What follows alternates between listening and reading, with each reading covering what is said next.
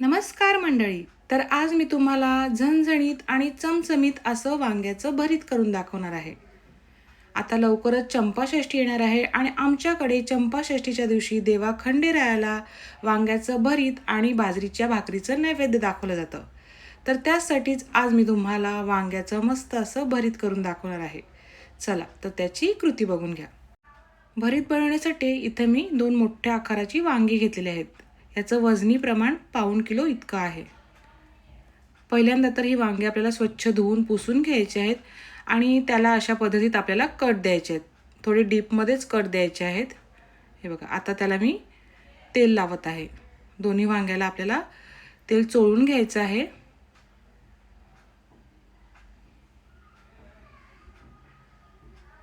आता हे जे आपण कट केलेलं ना त्याच्यामध्ये आपल्याला लसणाच्या पाकळ्या घालायच्या आहेत. सोललेल्या लसणाच्या पाकळ्या आहेत ह्या.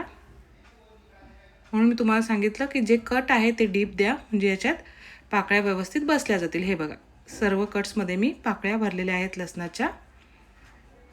अशा पद्धतीने आता गॅसवर ठेवलेली आहे मी जाळी. त्याच्यावर मी वांगं भाजून घेत आहे. तुमच्याकडे चूल असेल तर चुलीतही भाजू शकता. आता वेळ थोडा कमी होता म्हणून मी दोन्ही साईडलाही वांगं भाजत ठेवलेलं आहे. मंद आचेवर आपल्याला हे वांगं व्यवस्थित भाजून घ्यायचं आहे. आता वरून तर हे काळं पडतं, मग शिजले कसं समजायचं? तर आपण देठाकडचा जो भाग आहे त्याच्यामध्ये आपण चाकू घालायचा आहे. एकदम लगेच गेला का समजायचं व्यवस्थित शिजलं आहे. व्यवस्थित शिजून घ्यायचं. आता इथं मी तव्यामध्ये घातलेले आहेत शेंगदाणे. आपल्याला शेंगदाणे मीडियम फ्लेमवर छान असे भाजून घ्यायचे आहेत. त्याची सालं काढून घेते. आता हे आपल्याला जाडसर असं वाटून घ्यायचं आहे. हे बघा, मी जाडसर वाटून घेतलेलं आहे. आता ही वांगी जी आहे ती गार झालेली आहे थोडी.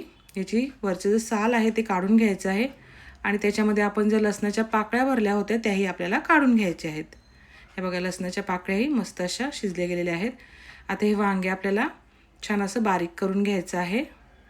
देठ काढून घ्यायचं आहे. हा बघा, छान असं बारीक करून घेतलेलं आहे. आता हे लसूण जे आहे तेही आपल्याला बारीक करून घ्यायचं आहे. आता त्याच तव्यामध्ये मी घातलेलं आहे तेल.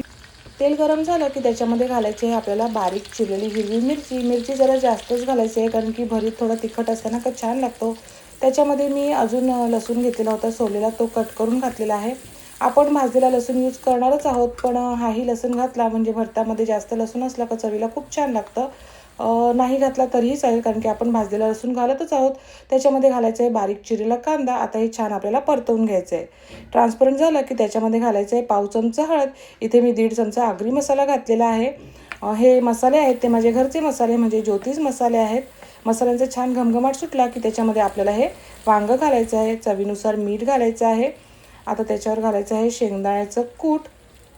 शेंगदाण्याचं कूट थोडं जास्तच घालायचं आहे आणि हे सर्व आता आपल्याला मिक्स करून घ्यायचं आहे. सर्व व्यवस्थित मिक्स करून घ्यायचं आहे. मसाल्यामध्ये जो वांगा आहे तो छान असा मिक्स झाला पाहिजे. शेंगदाण्याचं कूट, मीठ, मसाले आणि वांगं जे आहे ते मस्त आपल्याला मिक्स करून घ्यायचं आहे. आता याच्यावर झाकण देऊन ठेवायचं आहे. गॅसची फ्लेम जी आहे ती मंद ठेवायची आहे. 1.5 ते 2 मिनिटांनी झाकण काढायचं आहे. पुन्हा हे आपल्याला थोडं ढवळून घ्यायचं आहे, म्हणजे खाली लागता कामा नये. थोडं आपल्याला हे हलवून घ्यायचं आहे. वांगी तर ऑलरेडी शिजलेलीच होती त्याच्यामुळे जास्त शिजवायची गरज नाही. आपल्याला वांग्याचं भरीत रेडी झालेलं आहे. त्याच्यावर घालायचं आहे शेंगदाण्याचं कूट आणि बारीक चिरलेली कोथिंबीर. तर हे बघा, मस्त असं आपलं चमचमीत आणि झणझणीत असं वांग्याचं भरीत तयार झालेलं आहे.